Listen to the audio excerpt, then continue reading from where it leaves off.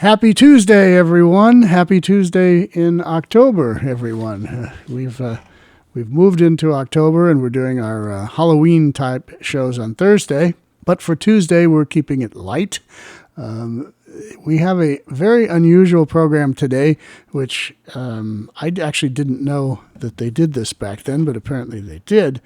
This is called Stars in the Afternoon. And what it was a 90-minute program put on by CBS to promote their fall series of radio shows. All the big shows that were going to air on CBS in the fall of 1945. They did this special preview. It was done from Carnegie Hall in New York City, and they have a whole bunch of programs on here. They have the Aldrich Family, We the People, Andre Castellanos, Inner Sanctum, Helen Hayes, Take It or Leave It, New York Philharmonic, It Pays to Be Ignorant, that's good, The Thin Man, Edward R. Murrow, etc. And my little notes say it was coordinated and produced by the great Norman Corwin, so this is going to be interesting, we hope. September 16th, 1945, and it says it's an hour and a half, so we'll see if I have the complete broadcast or not as we go along. If I don't have the full hour and a half, you're going to get what you're going to get and be happy. Okay, all right, that's it. Here we go. Have you ever seen stars in the afternoon?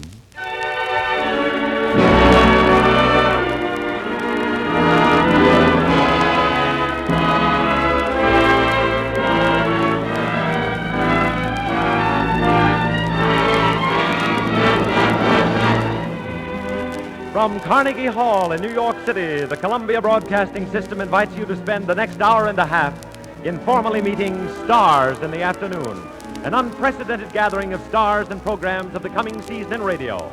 Old friends, new friends, music, drama, comedy, all stepping out of their accustomed places in the CBS schedule to meet you in one big party.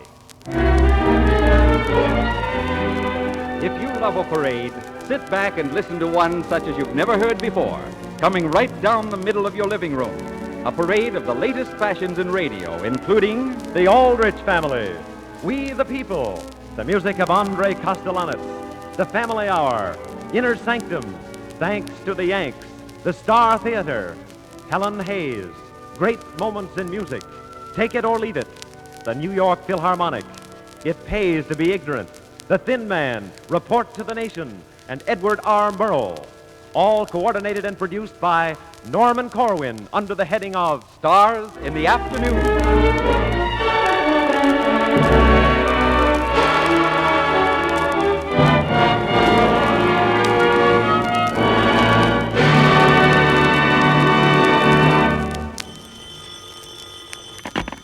Hello? May I speak to Samuel Aldrich, please? Who's calling, please? CBS. Who? This is CBS. CBS. All right, hold the line. Father, What is it? there's a Navy man on the phone for you. A Navy man? Yes, he says he's a CB. I couldn't understand him very well. I'll talk to him. Hello? Mr. Aldrich? Yes? This is Columbia Broadcasting calling. Oh, yes. How do you do? Look, is it possible to use your living room for a show parading 15 of our greatest entertainment programs of the coming season? Are you sure you have the right number? Isn't this the home of the Aldrich family? Yes, that's right. Well, can we? Beg pardon? Can we use your living room? But why our living room? Well, you're a typical American family, Aldrich. We are. And these 15 programs are intended for people's living rooms. And inasmuch as you are a typical family, we'd like for you to meet some typical Columbia stars. Tete-a-tete, so to speak. Well, now, you see... That's fine. We'll be right over. No, now, wait a minute. This is something I'll have to ask my wife about. Will you hold on? Sure. Alice, will you come here, please? Yes, Sam, I'll be right there. Gee whiz, are we having CB's, Father? No, Henry. Alice, is it all right with you if 15 of the greatest entertainment programs parade through our living room? A parade? Well, it would be tete-a-tete, so to speak. What on earth are you talking about, Sam? It's the CB's, Mother. They're No, gonna... no. Henry, you're only confusing matters. Alice, we're typical, see, and they think... Who's they? The point is, they're typical, too. I mean the stars. What stars, for heaven's sake? Alice, let's not quibble, do we or don't we? Sam Aldrich, will you try to make some sense? Look, it's CBS. They'd like to borrow our living room this afternoon for some radio stars. This afternoon? But how about the size of this room? Hello, this place isn't very big, you know. Mr. A, no room is too small for a good radio program. Do we need tickets? My, radio stars. Isn't that exciting? Well, all right, CBS. We'll do it this time. Oh, that's fine. You'll meet some splendid shows. In fact, the first of them Who's should be there. first? Who do you suppose would be first for the Aldrich family? The Family Hour. When will they be here? Mr. Aldrich, turn around and look inside your living room. Say, well, what do you know? Gee whiz, look at that. An orchestra.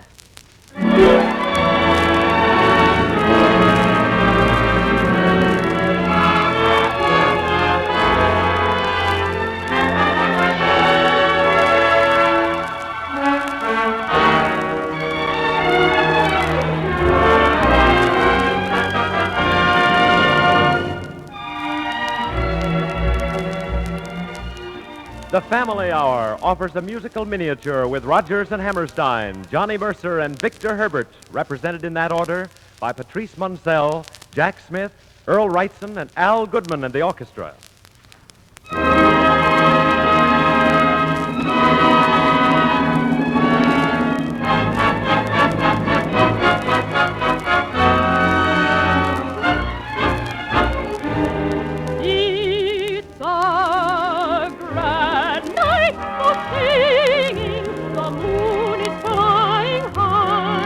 And somewhere a bird who is bound he'll be heard is throwing his heart at the sky. It's a grand night of singing, the stars are bright above.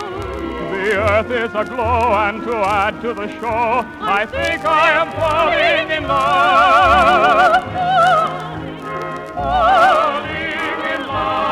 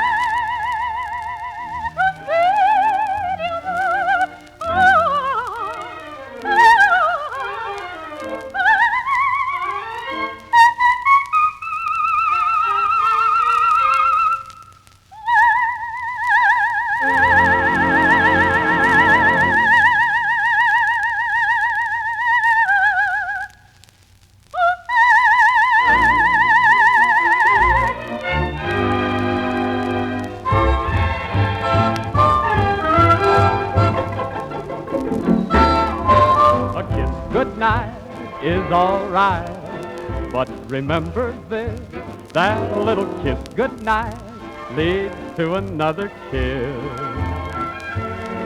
Now it's an old custom for a boy and a girl to embrace in some secluded place. Listen, Mr. Cupid never could be quite so stupid as to do a turnabout face.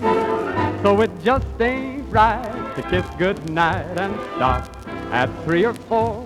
'Cause a little kiss goodnight leads to 1, 2, 3, 4, 5, 6, several more.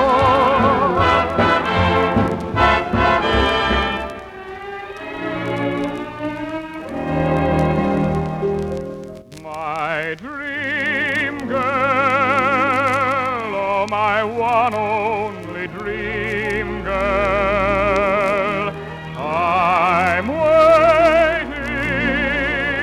I'll meet you, I know. Oh, tell me that you'll know me and love me. For I've loved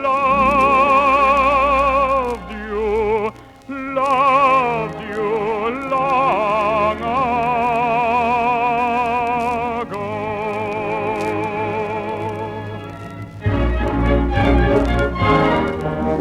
It's a grand night for singing, the far bright above. The earth is aglow, and to add to the show, I think I am falling in love.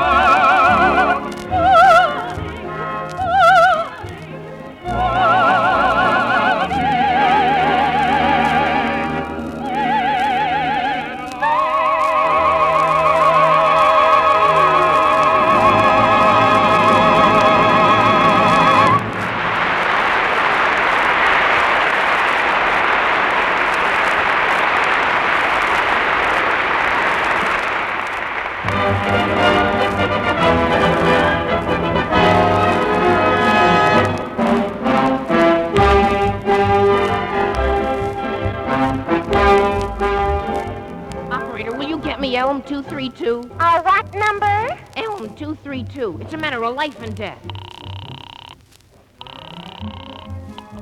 Hello? Is that you, Homer? Yes, is that you, Henry? Listen, Homer, I have to talk fast. You'd better get over here. Oh, what's up, Henry? Oh, boy, never mind. Where's that music coming from, Henry? We're having a party, Homer.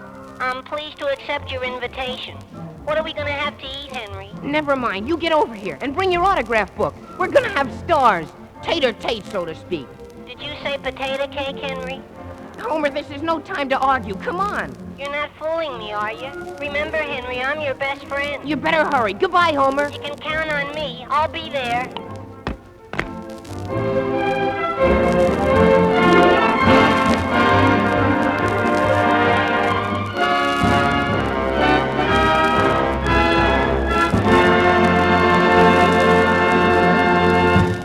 Say, this is all right. Oh, did you like that, Mr. Aldrich? Oh, that was great. Are you from CBS? Yes, we're all from CBS. Well, tell me, who comes next? Ever hear We the People? Oh, yes, you've heard of it, Sam. Oh, yes, certainly. Well, that comes next.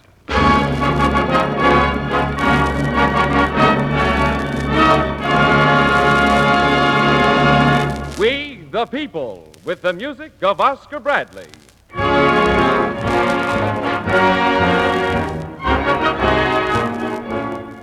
This is Milo Bolton welcoming you to We the People. This afternoon we bring you a hitherto unrevealed story of one of the most daring exploits of the war. A Navy man who fought the Japs in swimming trunks. And the CB whose homecoming from the Pacific touched the hearts of a whole community. Yes, you'll meet real people with real experiences. Experiences you hear only when We the People speak.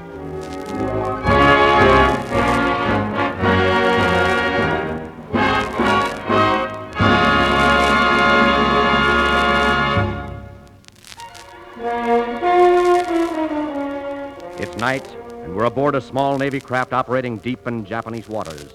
3 men are huddled together in the bow. The bare skin of their bodies stands out against the dark deck of the boat. Their commander approaches them quietly. It's time, men. It won't get any darker than this. Sure is, Doc.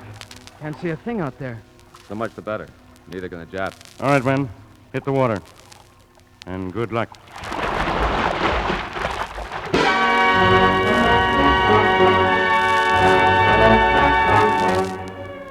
A strange way to fight a war, but it's part of an amazing story that only now can be told. And here to tell it to We the People is Navy Lieutenant Charles Emery of Denver, Colorado. Lieutenant, weren't those operations being carried out by swimmers? Yes, Milo, and I was one of them. The Navy had a name for us, Underwater Demolition Team, but we really were commandos in bathing trunks. Small boats secretly dropped us within swimming distance of beaches that were to be invaded, and we swam ashore to see what our forces would meet, such as mines and other obstacles. Well, what happened if you found a beach well fortified? Well, take Guam, for instance. Several days before the actual invasion, we were taken to about 1,000 yards from the beach. From there, we dived into the water and started swimming toward shore. Could the Japs see you? You bet they could, Milo. The small boats waiting for us drew most of the fire, but a few mortar shells landed about 15 yards from us. I didn't take time to see how near the bullets were landing. Well, what kind of shape was that beach in, Lieutenant? On the beach itself, we found 1,500 large wire baskets filled with coal and cement the Japs had set up for obstacles. I know there were 1,500 because we got rid of every one of them. Well, can you tell us how you did that, Lieutenant? My men and I swam toward the beach, tugging a rubber boat filled with explosive powder. The sky was full of shells from both the Japs and our gunboats, and there we were swimming in the middle, towing a boat of ammunition. We finally got it up on the beach. We put powder under each obstacle, wired it to a main fuse, and let her blow. We did the same sort of thing with underwater mines. Well, Lieutenant, the underwater demolition teams certainly paved the way for the Marines. Milo, the first wave of Marines hitting the beach at Guam thought they were the first men to land on the Jap-held island. But as they came up the beach, they saw a sign. Welcome, Marines. There's a USO hut 2 blocks to the right. And Milo, you know who put up that sign.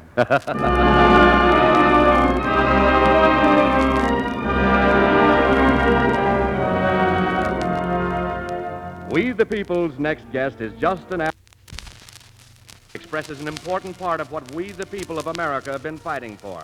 And that's why we want you to hear it. Mr. William H. Hallisey of Clifton, New Jersey. All right, Mr. Hallisey? Yes, Mr. Bolton. I'm just one of thousands of servicemen who never made the headlines. I left my home and my tree nursery business in February 1942 to join the Seabees. 2 months later, my wife wrote me news of the fire. I didn't think about it then because I was on my way to a grim job that wound up at Okinawa. But last July, I received my discharge and came back to the United States. Well, that fire wiped out your nursery plant there, didn't it? Well, after all that long stretch overseas, I'll bet home looked mighty good to you, didn't it? Yes, all but my nursery. Acres of charred stumps and weeds. I figured it would take 8 years to go back again, but in all my calculations, I forgot one thing. Well, what was that, Mr. Hallisey? Human kindness, Mr. Bolton. I've been home about a month when a line of 15 trucks pulled up in front of my house. They were loaded down with all kinds of healthy young trees. And believe it or not, driving those trucks were my old business rivals. Before they left that day, those business competitors of mine had planted my land and set me up in business with more beautiful assortment of trees and shrubs than I could ever afford. Yes, Mr. Bolton, when you're in the midst of killing and brutality, you forget there is such goodwill and human kindness here at home.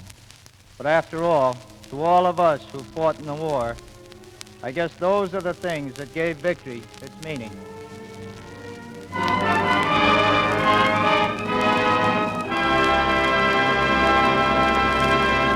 We the people speak.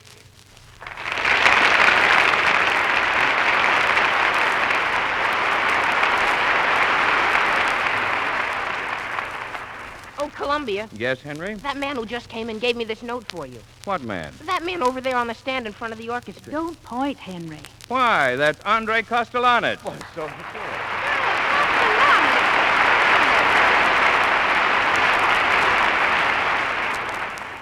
What does the note say, Columbia, if it's not too personal? Let me see. I'm going to play some Romanian folk dances, which I heard a year ago at a soldier's canteen in Cairo. The music was played by a small group of Romanian musicians. I thought the melody so beautiful that I jotted down fragments and transcribed them for full orchestra. Gee, Romanian dances. How nice.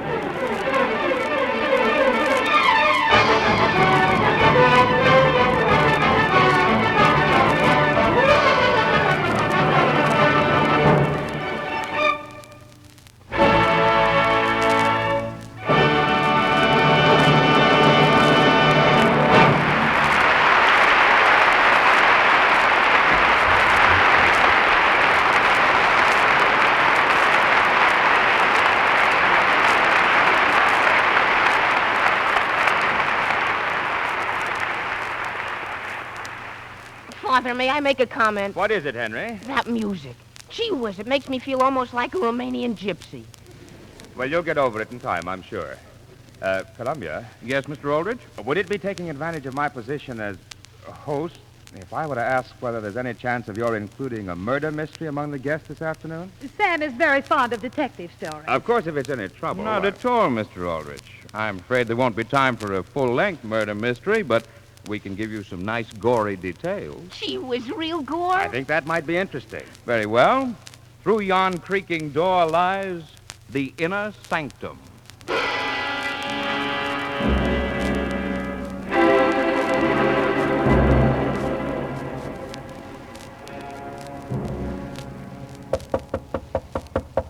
Come in.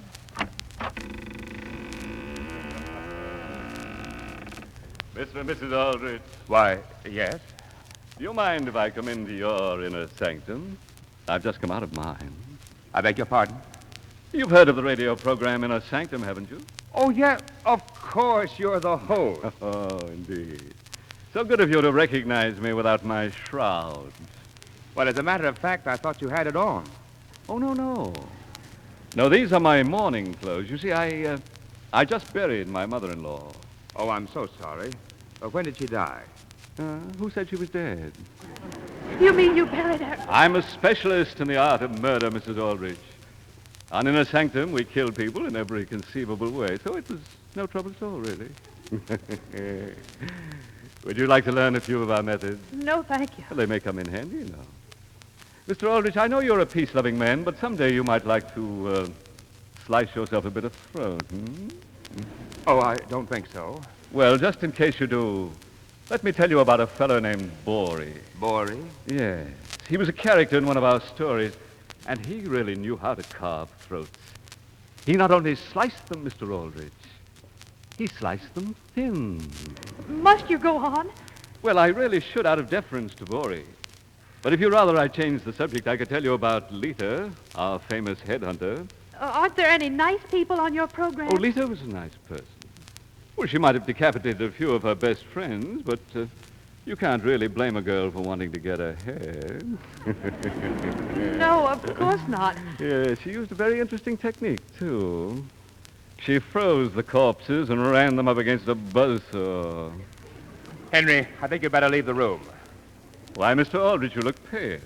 I feel pale. Just the same, crime doesn't But pay. of course, if you're looking for something really foolproof, poisons are nice, especially rat poison. True, it comes in only one delicious flavor, but then you only take it once. Well, you've covered about everything now, haven't you? Oh, no. There's drowning, suffocation, shooting, stabbing. What about asphyxiation? Oh, yes. That's when the murderer really cooks with gas. And we mustn't overlook strangling, wherein the strangler simply sneaks up behind you and with his bare hands wrings your neck. Yes, and keeps ringing until he's sure there's no answer. Incidentally, you believe in ghosts, of course. Well, I enjoy reading about ghosts, but I don't believe in them. Well, I don't like to frighten you, Mr. Aldrich, but there are ghosts in this neighborhood. That's ridiculous. Is it? As I came up the walk to your house, I passed a fiend in almost human form lolling on the lawn. Nonsense. Listen. Don't you hear something moving around out there? No, I don't hear a thing. Shall I ask her to come in? Why, this is silly. Silly, is it? Stand back, Mr. Aldrich. Quick! Now, don't make a sound. Hello, Mr. Aldrich. Am I in time for the party? Homer, you almost scared the wits out of us. Well, I'm sorry, but I couldn't make it any sooner. I don't think I've had the pleasure of meeting the gentleman in the shroud. That's a morning cape, young man. Henry, you didn't tell me this was a masquerade party. Masquerade party? I'm on my way to a burial party. After I leave you, I'm going to dig up some friends. Sam, you and your murder mysteries. I've never heard anything so positively ghoulish. You know, I resent that slightly, Mrs. Aldrich. I'm a prophet. Did I not predict the coming of Homer? Yes, he did, Mother. He said a friend in almost human form. Moreover, I'll tell you what you may expect next. Yes? Thanks to the Yanks. Thanks to the Yanks. Gotta go now, folks, so good night. Pleasant dreams.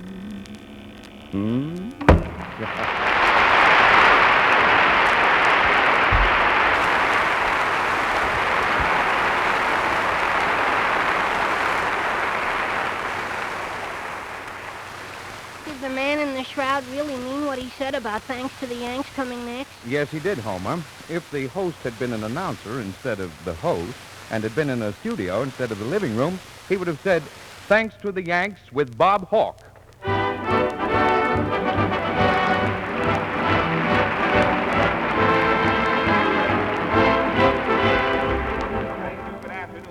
Gentlemen, this is a capsule version of Thanks to the Yanks, so let's get started and see if the lady can win some cigarettes. Arch Entry, who's our first contestant, please? Bob, this is Miss Virginia Tate. Hello, Miss Tate. Hello, Bob. And where do you live? I live in New York City. Were you born in New York City? No, I wasn't. Where were you born? In Harrisburg, Pennsylvania. In Harrisburg, Pennsylvania. And how long have you lived here? Oh, about 4 years. And how long did you live in Harrisburg, Pennsylvania?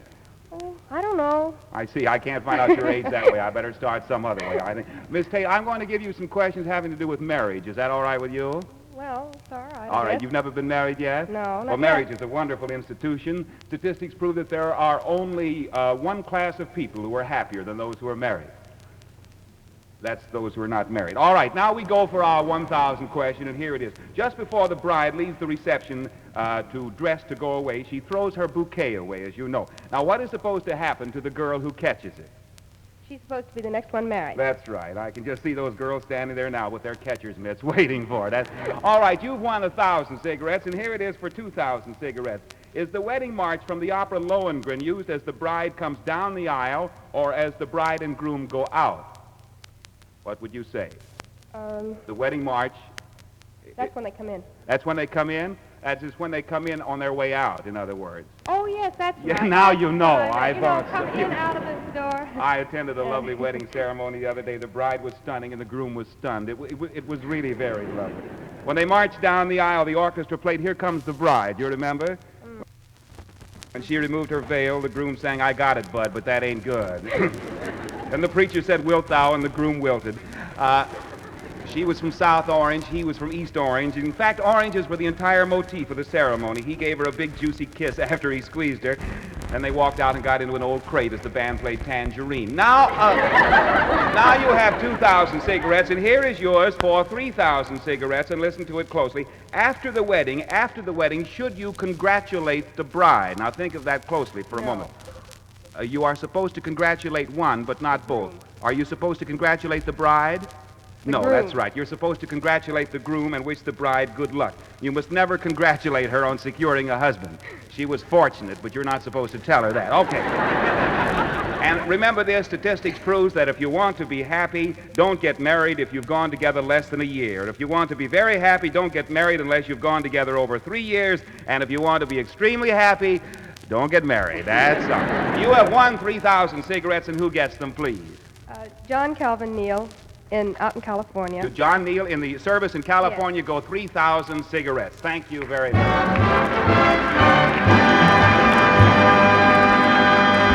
All right, Gentry. Bob, this is Private Samuel Popper. Private Samuel Popper of the United States Army. We're glad to have you here. Hello, Bob. Where are you from, Private Popper? New York City. And what do you do, sir?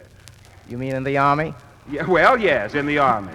Well, I'm at a port of embarkation, or rather a port of debarkation now. I see. And what did you do before you were in the service? I was a teacher. And what did you teach?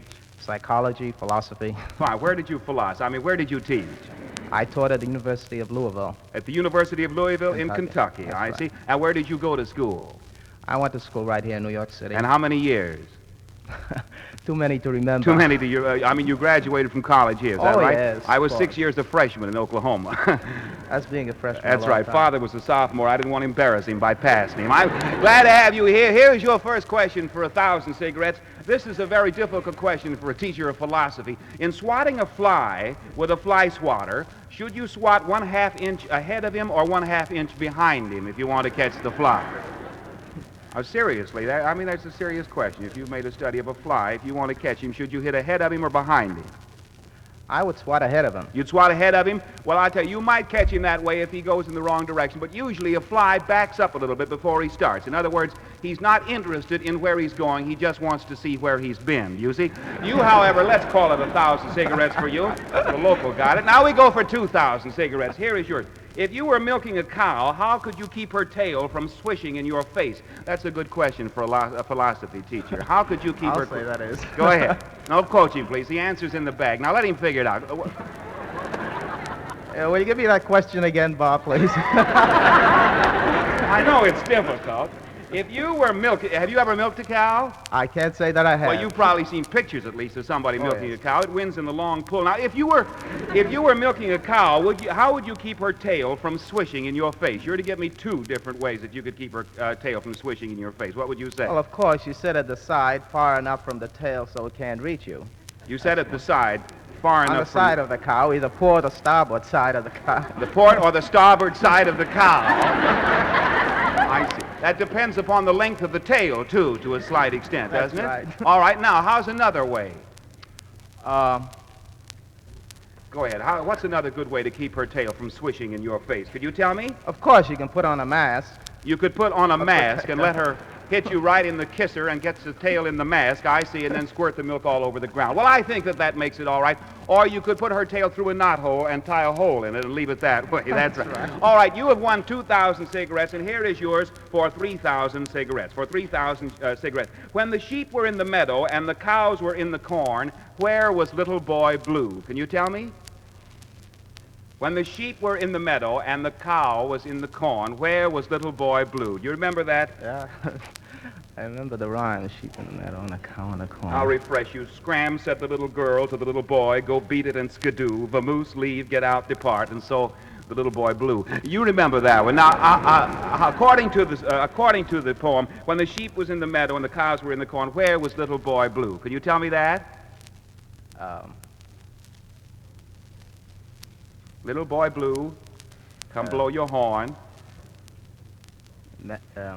Go ahead. Can you tell me?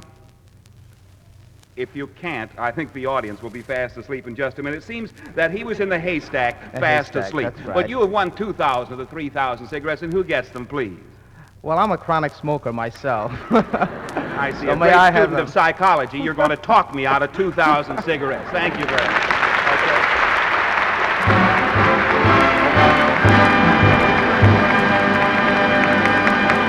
Thank you, ladies and gentlemen.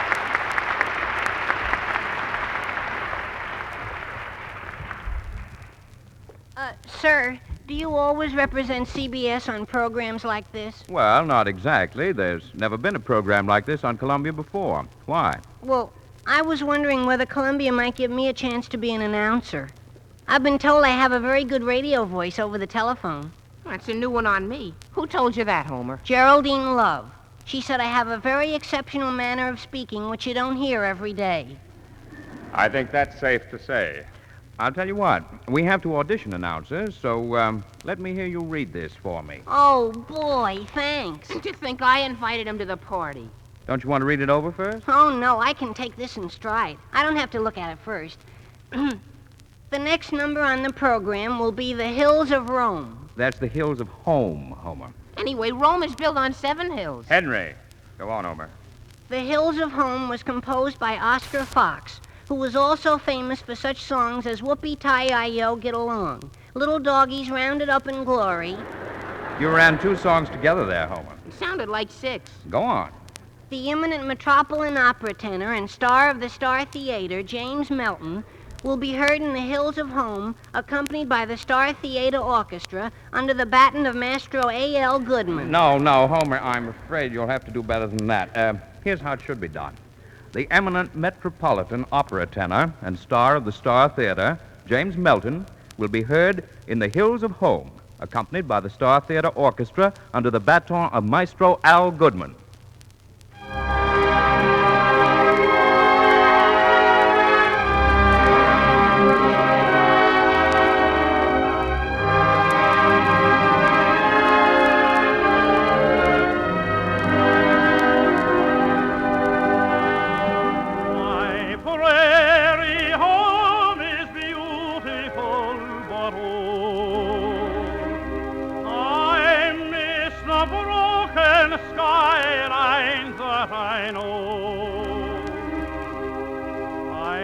In vain for rivers and for lakes,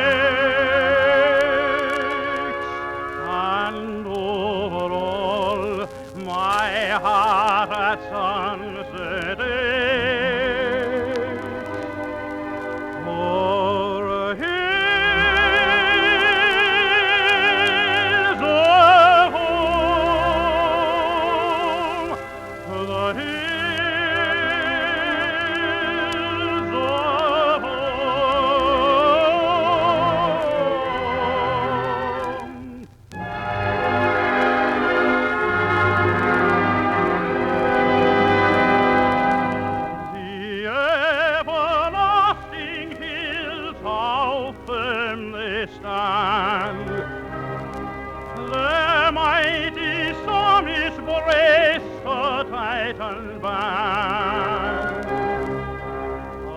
uplifting hoary foreheads to the blast, when Indian summer's golden glow is past. Oh, hills of home, the hills of home.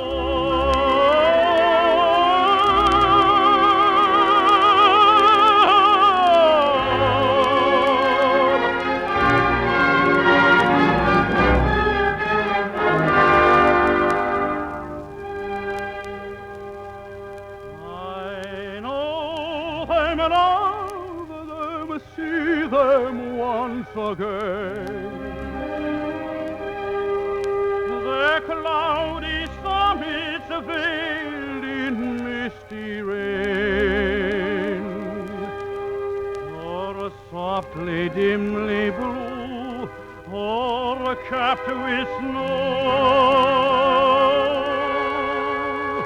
I'm homesick for you, mountains that I know.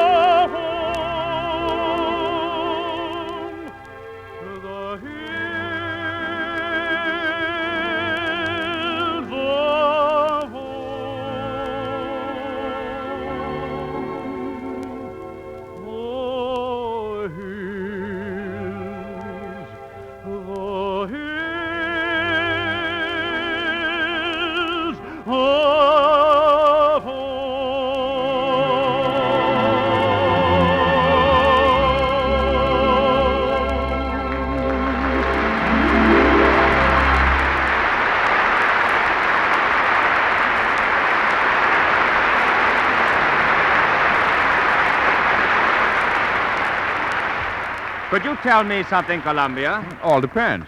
What are the names of the CBS stations broadcasting this party? It would take me 15 minutes to name them, Really? That long? but it takes them only 15 seconds to identify themselves. And then do we go on with the party? That's right, Mrs. Aldrich. After I say, this is CBS, the Columbia Broadcasting System.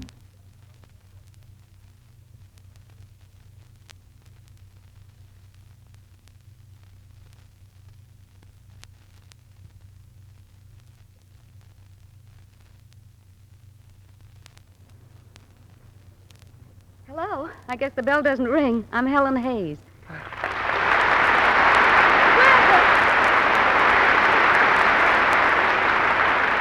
Hello, Miss Hayes. How do you Come do, in, Miss come Hayes? in. Miss Hayes, may I introduce my close personal friend, Homer Brown? How do you do, Homer? Pleased to meet you, I'm sure.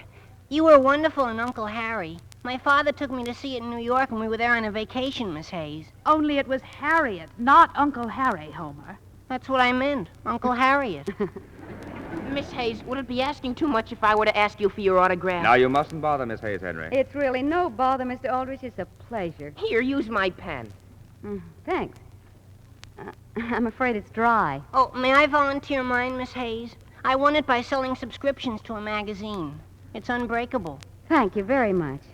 Yes, this has ink in it. Be careful, it's leaking. Oh, dear, did you get some on you? No, but it certainly is a fountain-like fountain pen. Oh, I'm sorry, Miss Hayes. As I recall, it did leak somewhat when I was writing in my attic, but I thought it was only due to the altitude. I never thought it would leak at sea level. That's quite all right, Homer. No damage done. Miss Hayes, are you going to do a scene from a play for us? Well, as a matter of fact, Henry, with all the other guests you've got coming, there'd hardly be time enough for me to do a scene from a play, such as the kind I'm doing on my series over Columbia this year, but ever since VE Day, there's been a passage from a radio play very much on my mind. Which one is that, Miss Hayes? It's the Petition After Victory from Norman Corwin's On a Note of Triumph, and I think it's just as apt this Sunday as it was for the recent Sundays on which the country celebrated our victory over Japan and Germany. With your leave, I should like to say this for you now. Please do.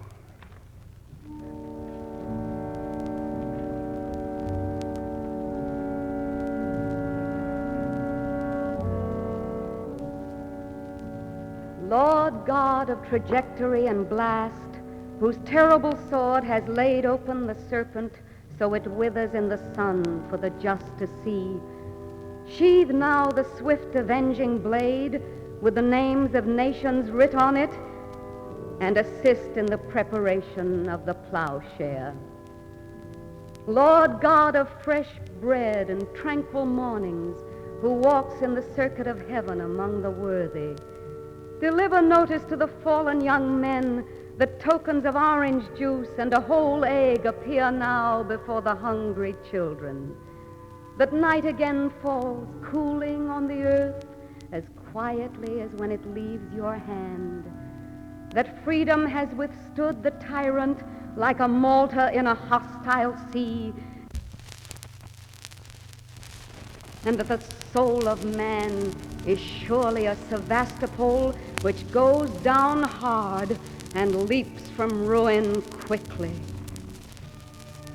Lord God of the topcoat and the living wage, who has furred the fox against the time of winter and stored provender of bees in summer's brightest places, do bring sweet influences to bear upon the assembly line, except the smoke of the mill town among the accredited clouds of the sky. Fend from the wind with a house and a hedge him whom you made in your image, and permit him to pick of the tree and the flock, that he may eat today without fear of tomorrow, and clothe himself with dignity in December. Lord God of test tube and blueprint, who jointed molecules of dust and shook them till their name was Adam, who taught worms and stars how they could live together, appear now among the parliaments of conquerors and give instruction to their schemes. Measure out new liberties, so none shall suffer for his father's color or the credo of his choice. Post proofs that brotherhood is not so wild a dream as those who profit by postponing it pretend. Sit at the treaty table and convoy the hopes of little peoples through expected straits. And press into the final seal a sign that peace will come for longer than posterities can see ahead, that man unto his fellow man shall be a friend forever.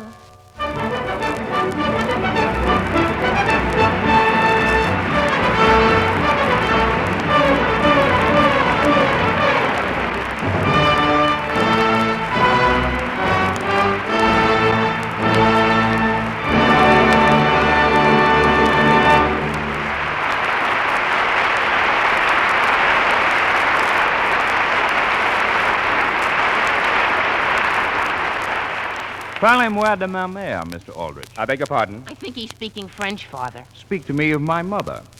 Speak to you of your mother? Yes, speak to me of my mother. Well, I'd like to help you, but I'm afraid I don't know your mother. That's the name of the song which they're going to sing. Which who's going to sing? Gene Tennyson and Jan Pierce of Great Moments of Music.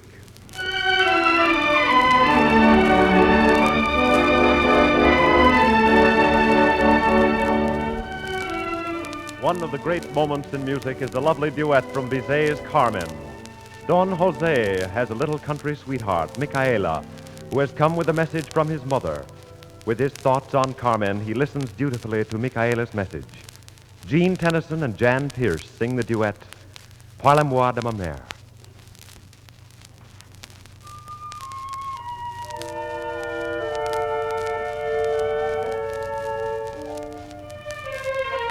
Thank you.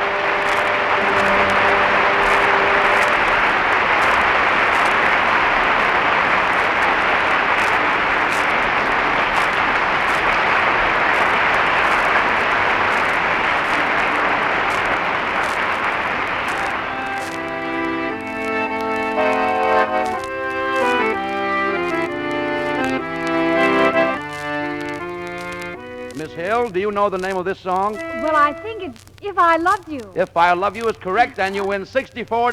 Thank you.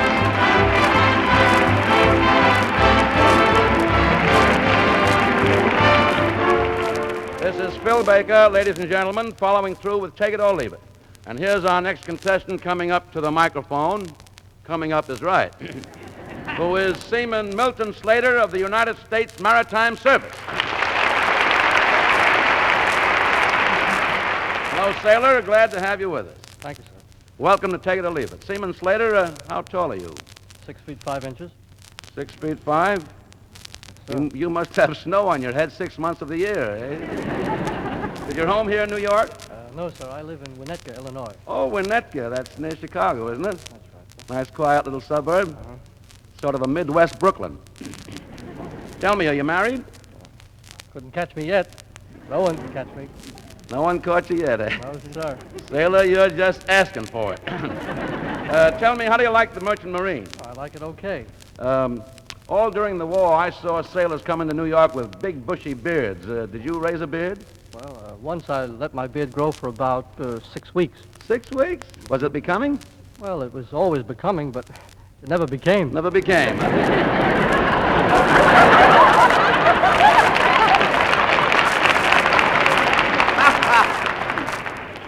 You mean it was nothing to make a fuss about, eh?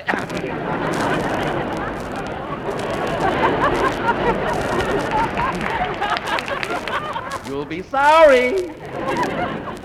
Well, sailor, if you win the $64 tonight, what are you going to do with the money? What am I going to do with the money? Well, I'm going to go see the art museums. Art museums, yeah, let's see. A little closer, please. Yeah. What else are you going to do? Well, I'm going to take a bus ride. A bus ride, yeah. That's nice. And then? Well, I want to go up and see the botanical gardens. Botanical gardens? Oh, you're going to have fun, brother. And then what are you going to do? Well, I might visit Grant's tomb. Grant's tomb? Sailor, are you sure you feel all right? I feel fine. How do you feel? I'm not sure. Look, son, the museums and Grant's tomb and all that stuff is okay, but what about the girls, huh? Not for me. What are you doing, sailor? Reconverting? Don't tell me you don't like girls. Oh, they're all right. You can take them or leave them, is that it? Well, girls get me nervous. How? Oh, just nervous. Nervous. You mean to tell me you don't want to get married? Well, I just got out of one war. Why should I get in another one?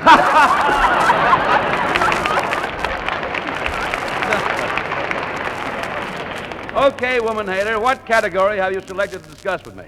Number 13. Okay, we have it here. Number 13. Oh, that's about, maybe you better pick another one. Category you selected is about love.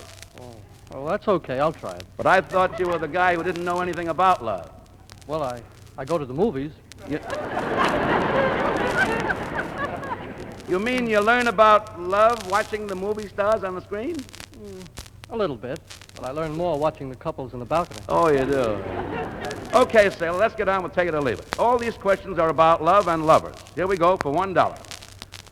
What are the primary cardiographic reactions to the vascular motor system of a young sailor resulting from osculation with an attractive female? That's fine. You have a buck. Would you like to try for $2? All right, here we go for $2. Who is the most romantic character in fiction? I'll accept any name but yours. I guess that's Romeo. Romeo is correct. You get $1, sir. You get $2. Okay? Shall we go on? Well, no use stopping here. Okay, sailor, for $4. What great lover besides Jimmy Durante was blessed with a big schnozzola? Oh, that's that, Huh? No help. What? Cyrano. Cyrano de Bergerac. Absolutely correct. You got $4 coming. All right, you can take it and quit or go on parade. What do you say? Well, keep going. When I think of what you're going to do with this money and what you could do with it, oh, brother. All right, here we go for 8. What man was so bashful he had to ask his best friend to propose for him? Tommy Manville?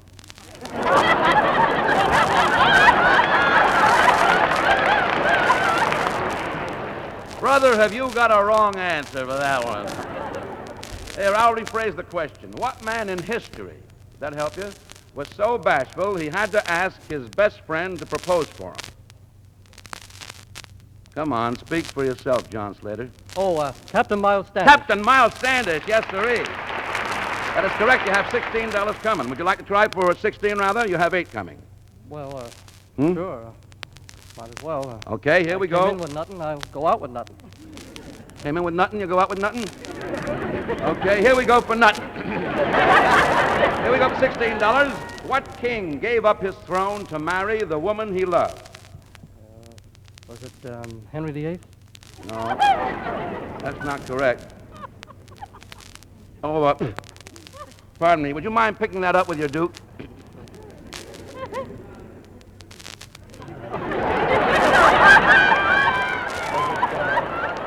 Charles II? I said you picked it up with your Duke, didn't you? Oh, the Duke of Windsor. The Duke of Windsor, yes, sirree. No help, please. All right, okay, Stella, you have $16 to spend at Grant's tomb. You're going to have a good time, bud. Shall we go on for 32? I don't know. Huh? A little closer, please. Want to try it with 32? What do you think you ought to do? All right, here we go for $32. What people in the world express affection by rubbing noses instead of kissing? Oh, I think that's the Eskimos. Who told you? I met one in Iceland. You met one in Iceland? All right, take the icicles off your nose and we'll try it for $64. What do you say? Well, I've gone this far. I'll take a crack at it. Okay, for $64. And, Sailor, if you win the 64, I'll get you a blonde to go with it. Here we go. You've heard that lovebirds coo at each other. But what does the love call of a wolf sound like? You get $64. Congratulations. Bye-bye. Bye-bye.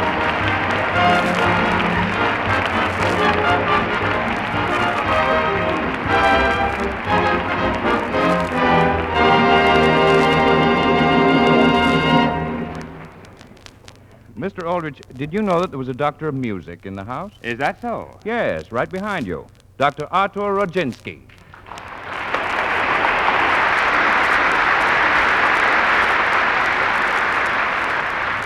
Welcome. How do you do, Dr. Rodzinski? Dr. Rodzinski, would you consider it presumptuous on so brief an acquaintance if I asked you for your autograph? Henry, Dr. Rodzinski has just come in. Quite all right, Mr. Aldrich. You know who I am, Henry? Yes, sir. Conductor of the New York Philharmonic Orchestra. So you want my autograph? How many of the programs have you heard? Well, quite a few, I'd say. Wouldn't you, Mother? Well, could you name 2 or 3 symphonies, perhaps which I have conducted in the last year over the radio? Well, right offhand, Dr. Rodzinski, I'm not sure I'd remember. I see. And you still want my autograph? Yes, sir. Tell me in a few well-chosen words, what do you know about great music? Well, I know, Sweet Mystery of Life. Yes? And then there's The Road to Mandalay. Yes? Go on. Moon Love. And Flatfoot Flugie. I see. Do you know Beethoven's 5th Symphony? No, sir. Very well. Have you heard this?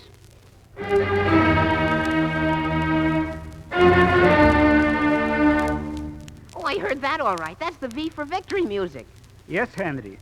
When you are a little older and you look back on the history of this terrible war, you will realize what those 4 notes of immortal music meant to the hearts of people fighting on the side of the United Nations. Yes, sir. You will also come to recognize many old friends whom you have met in disguise, such as your Moon Love in its original form. This did not come from the Tin Pan Alley. It was written by a great Russian composer named Tchaikovsky 57 years ago, and when you hear it on your symphony program, it will be called Symphony Number 5 in E minor, and it will sound like this.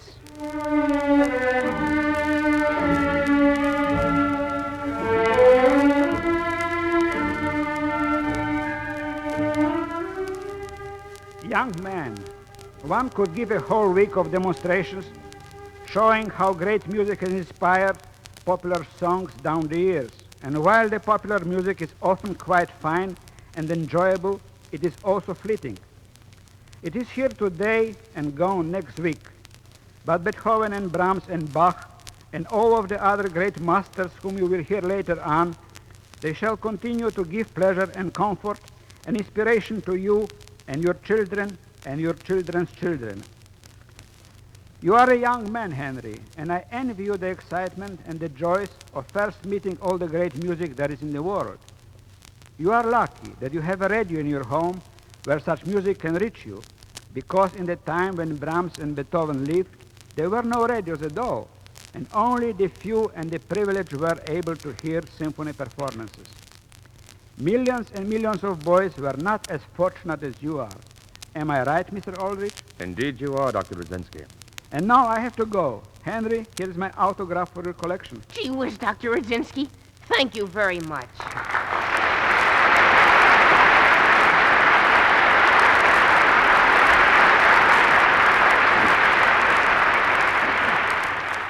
Henry, I can't say you covered yourself with glory in your encounter with Dr. Rudzinski. Yes, I'm not too proud of your showing. I've often urged you to listen to good music. It's just as much a part of your education as reading good books. I'm sorry, Father, but during It doesn't pay to be ignorant, Henry. You should be listening right now.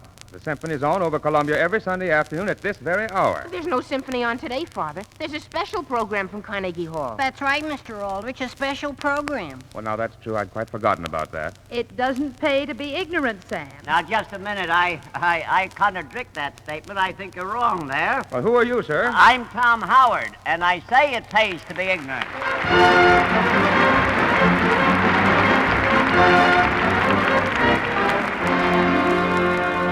Thank you, and good evening, ladies and gentlemen. Well, we bring you at this time a quiz program that has set civilization back 50 years. We have a board of experts who are so dumb they think Veronica Lake is a summer resort. First, we have the celebrated author, Mr. Harry McNaughton, who has just written a book entitled How to Get in the Subway Before the Doors Close, or Farewell to Arms. But here he is, Mr. Harry McNaughton. Mr. McNaughton, ladies and gentlemen. Thank you. Thank you, Mr. Howard. I have a poem. Oh, I know. Yes. There was a young fellow named Hall who fell in the spring in the fall. Should have been a sad thing had he died in the spring, but he didn't. He died in the fall. Some splash. Yes, some drip. All right. Next we have a woman whose name may not be in Who's Who, but whose picture is in What's This? A woman when she was born, the doctor said to her father, "Congratulations, I think it's a baby."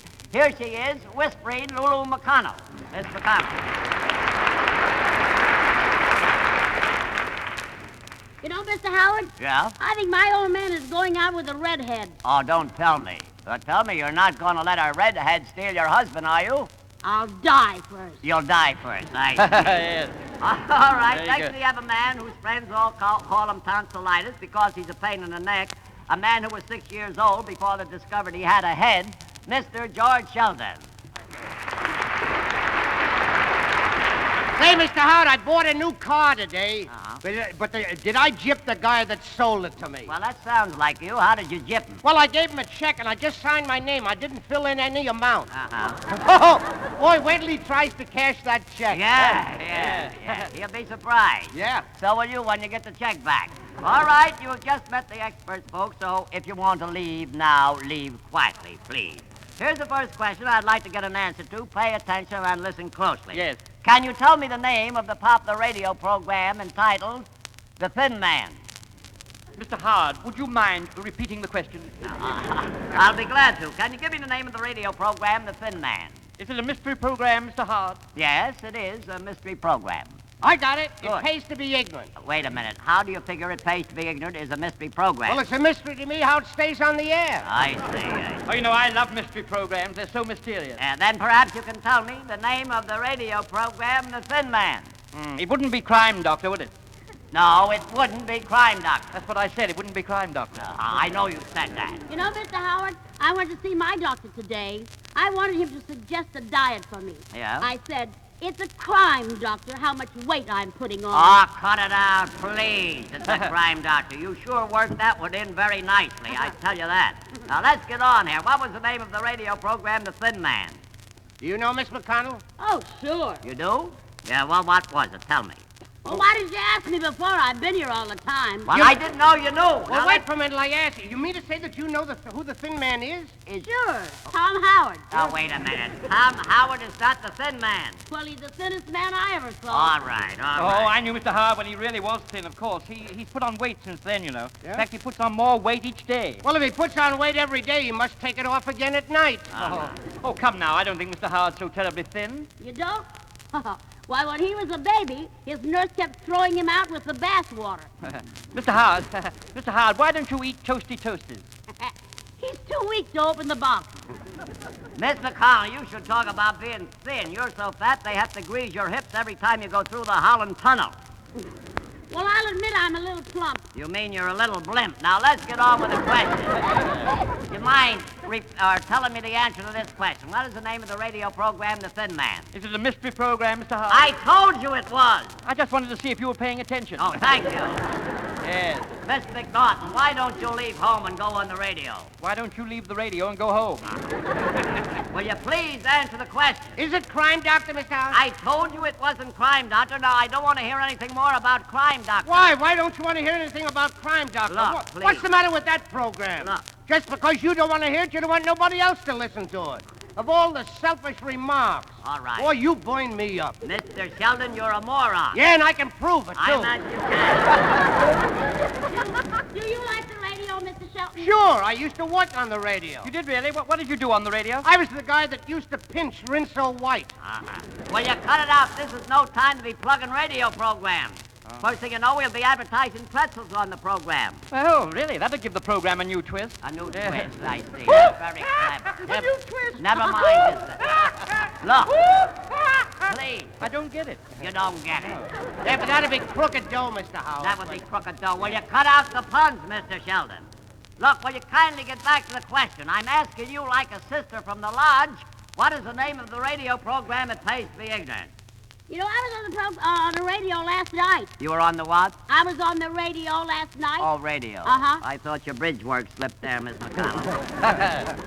You were on the radio? Yeah. We had company at our house, and we didn't have enough chairs. Uh-huh. So I was on the radio. You were on the radio. That's nice, yes. That does it. You see what I mean, Mr. Aldrich? Will you step in here and take over while I get a couple of aspirin tablets, please?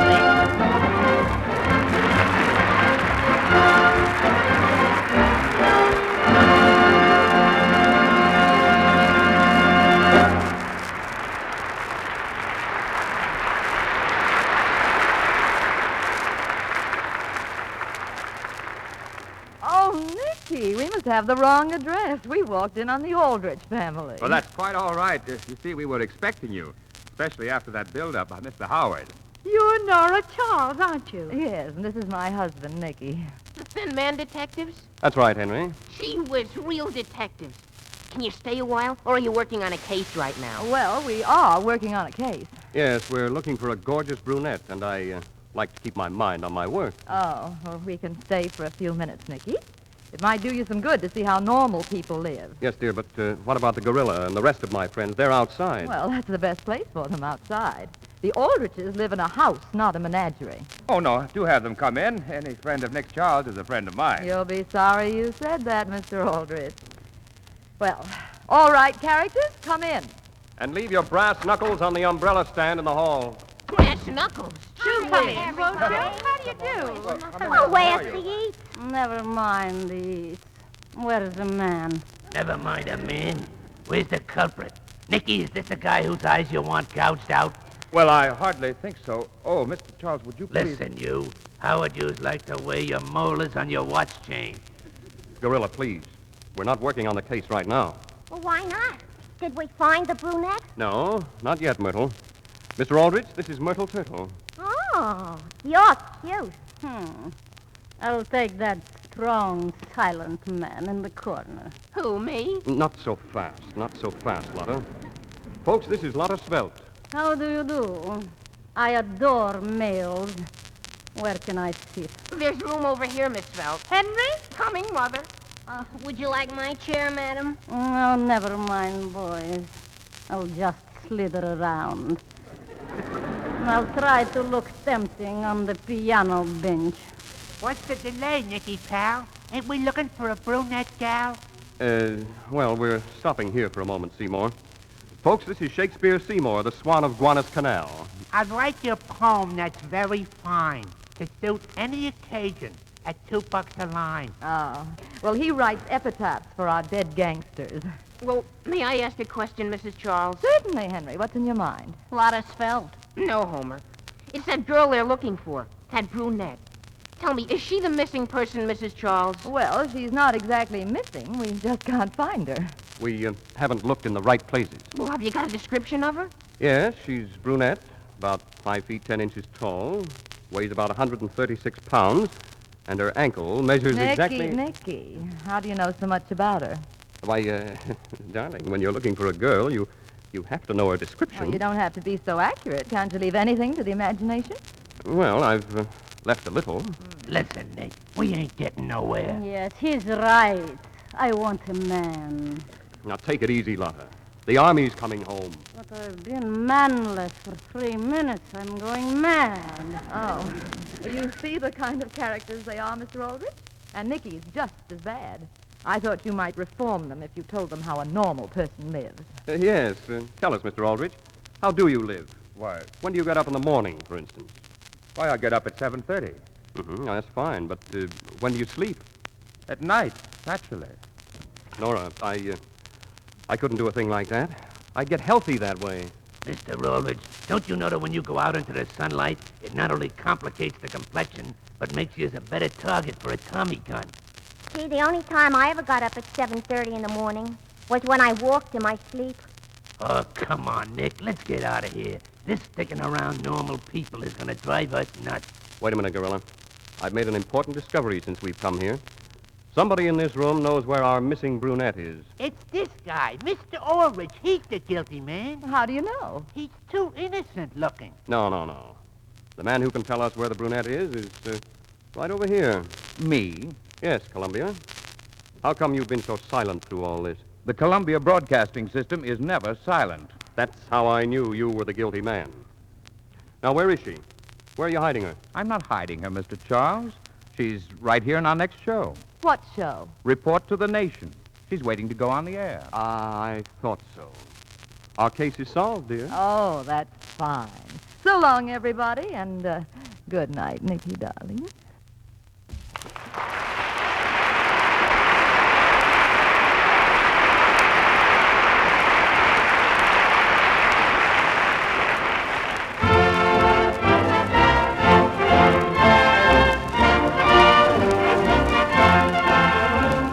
Good afternoon. This is John Daly, your Report to the Nation narrator, with one of the most refreshing and sought-after guests we've had on our program in a long time. She's a very lovely-looking brunette indeed. Dark, curly hair, warm hazel eyes, healthy, glowing suntan, and her proportions, well, those are the statistics that have made news this week. And just what are they? Weight, 136. Height, 5 feet 10. Bust, 35 and a half. Waist, 25. Hips, 35. Thigh, 20. Calf, 14 and a half. Ladies and gentlemen, with the greatest of pleasure, may I present the missing Miss America.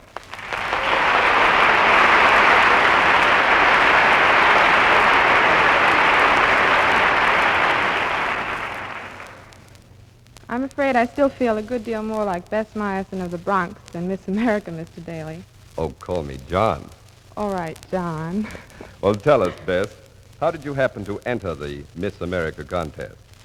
I haven't been wondering about how so much as why. What's the trouble? John, being a Miss America is a first-class, 5-star, 18-carat merry-go-round. But it's really more than worth it. I've wanted so much to continue my music, and now I have a $5,000 scholarship. So you're really very pleased about being Miss America. I'm certainly pleased about the prospect of studying music in Europe. But this contest has meant a great deal more than that to me. In what way, Bess? Well, John, I had an experience in Atlantic City that will affect me as long as I live. One day during the week of the contest, all of us went over to the Army's Thomas M. England General Hospital to give a show for the boys. After it was over and we'd come out of the auditorium, we went through some of the hospital corridors. All along the way, the GIs were calling to us. I stopped to talk to a boy from the Bronx, and I was about the last girl to leave. Just as I was going down the corridor, A nurse stopped me. I just wanted to tell you, there's a boy upstairs who'd love to see you. I think it would mean a great deal to him if you'd stop by for just a few minutes. Who is he? Anyone I know? No. He's a boy who was taken out of an iron lung just this morning. He isn't expected to live very long. Probably won't live out the day. Oh, I see. Why, yes. I'll see him. I'd be very glad to see him.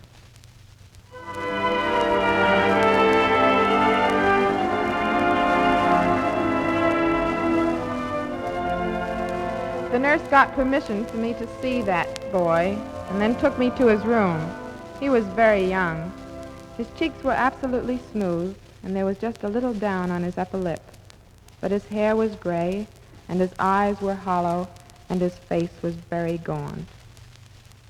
Hello? Are you Miss New York City? Mm-hmm. Say, you sure look good to me. I hope they choose you Miss America. Thanks, Aldrich. I wish you could have seen our stage show we put on down in the auditorium. We had a lot of fun with it. Tell me, did you play much music? Everything under the sun. Oh, I love music. You know, I always wanted to study music. Too bad we can't wheel in a piano. I'd play for you. Say, what's the case you have there with you? Oh, that's my flute. Oh, what kind? A Haynes silver flute. Oh, that's one of the best. Say, would you play for me? Of course, Aldrich. I'd love to.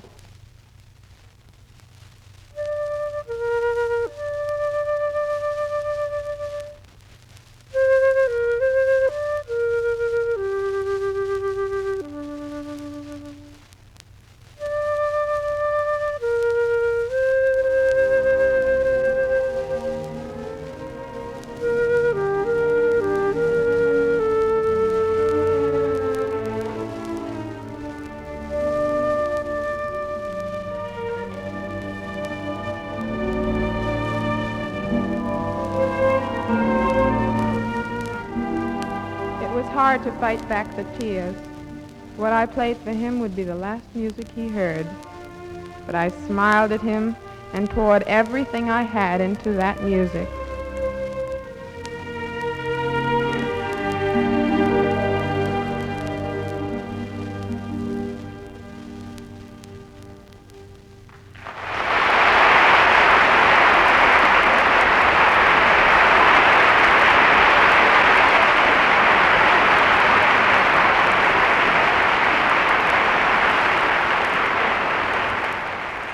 Now, I should like to present a man who has been a guest on Report to the Nation a good many times. A man whom you hear every Sunday afternoon in his own news program. It would be difficult to find an American broadcaster who's made a greater contribution to radio than Edward R. Murrow. In the dark days when England was enduring the Blitz, he inspired us here in America with confidence by the matter-of-factness of his opening words. This is London.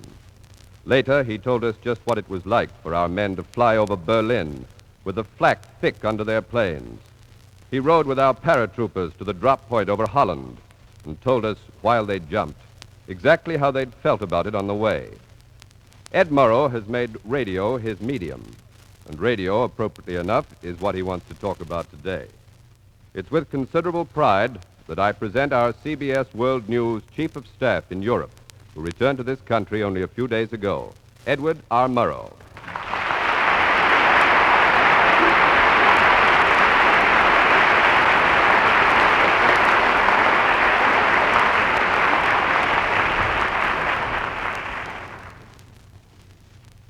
I have been listening to the radio.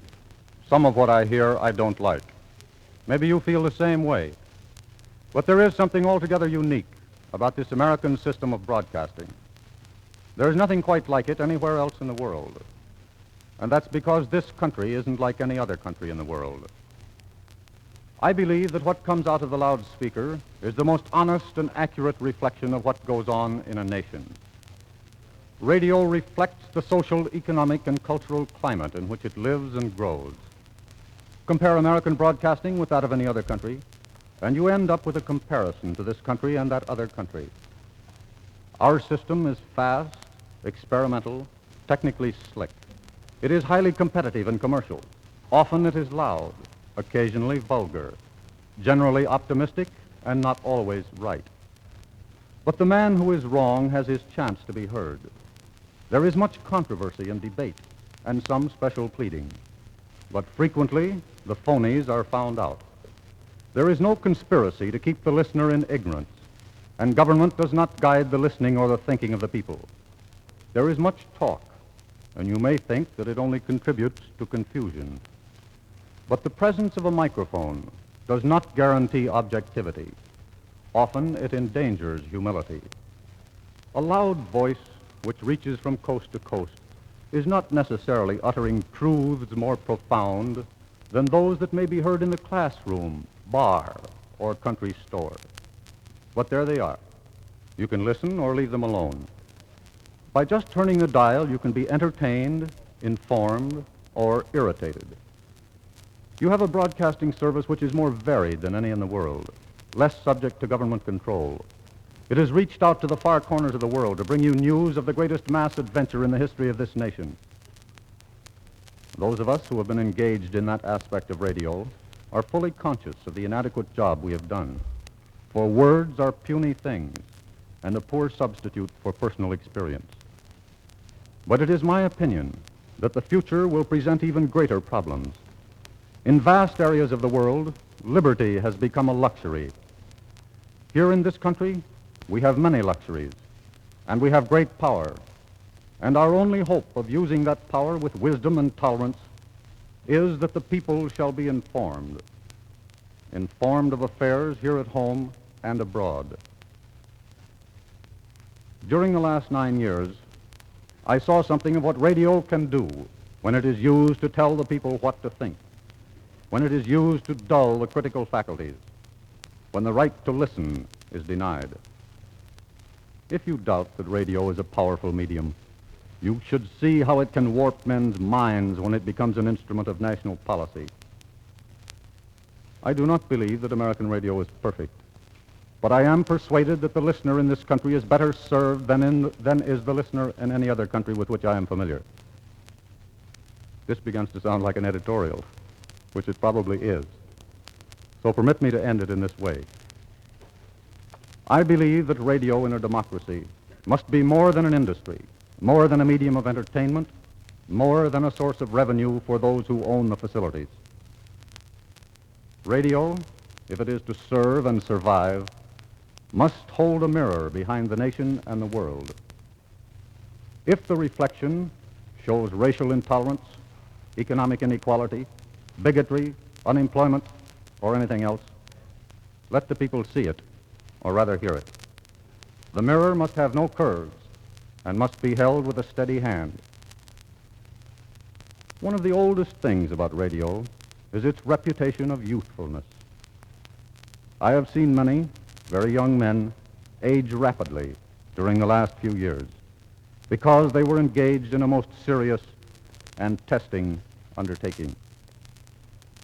I believe that the testing time for broadcasting and broadcasters is just beginning, and youth was never acceptable as an excuse for those who flinched when the going was tough.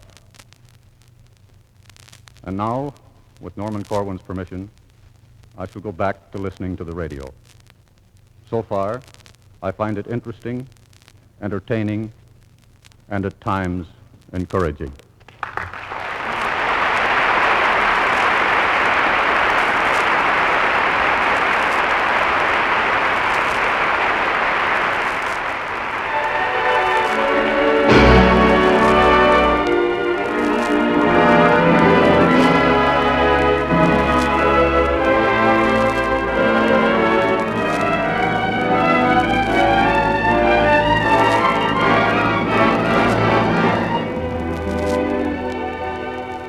You have been listening to Stars in the Afternoon, a 90-minute preview of Columbia's schedule of radio entertainment for the coming season. Norman Corwin coordinated and produced the entire broadcast for CBS.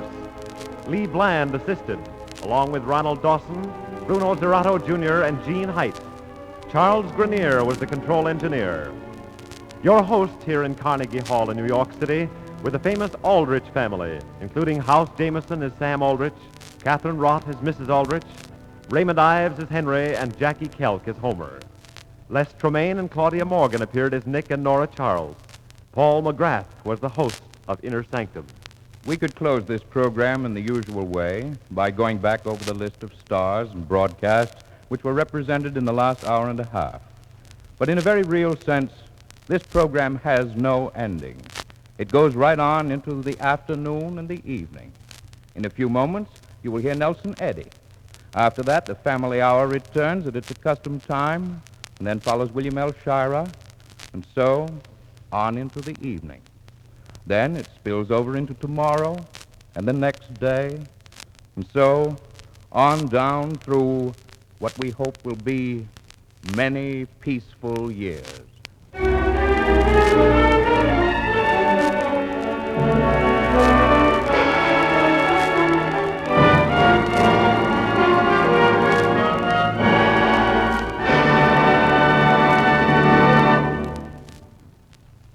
What you have heard today was a preview of many of the top CBS programs originating in the East. Next week at this same time, Columbia will bring you another and similar 90-minute program of Stars in the Afternoon from Hollywood, with William N. Robeson producing.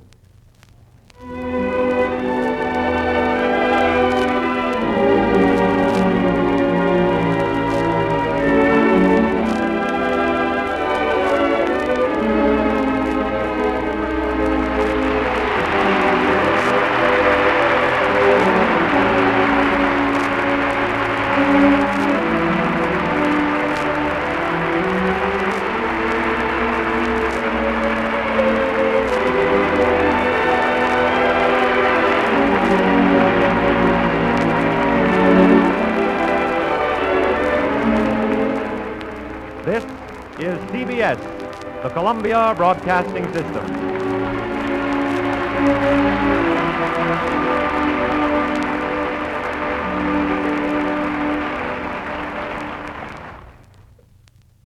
Well, if you got all the way through that, you're listening to John Tefteller and the Good Old Days of Radio podcast. 90 minutes long. That was unusual for a radio program back then. There were hour-long shows all over the place, but 90 minutes, not too many. But they wanted to showcase all these stars or these programs for CBS. Interesting that the following week there's going to be another one from Hollywood hosted by William N. Robeson.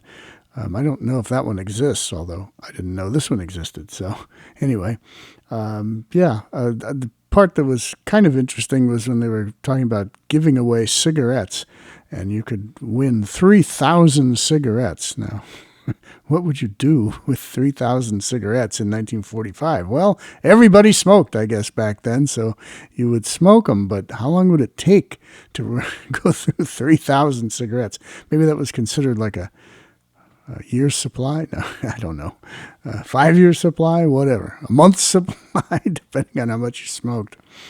Anyway, interesting. The It Pays to Be Ignorant segment on that was particularly good. Of course, that show is always good. So glad to hear that. All right. This is Halloween month, October. And so on Thursday, we will be back here with an episode of Lights Out. So make sure you come back on Thursday, and then next Tuesday we'll have something else in the realm of comedy, variety, or drama, something like that. All right, this is John Tefteller of the Good Old Days Radio Show saying goodbye.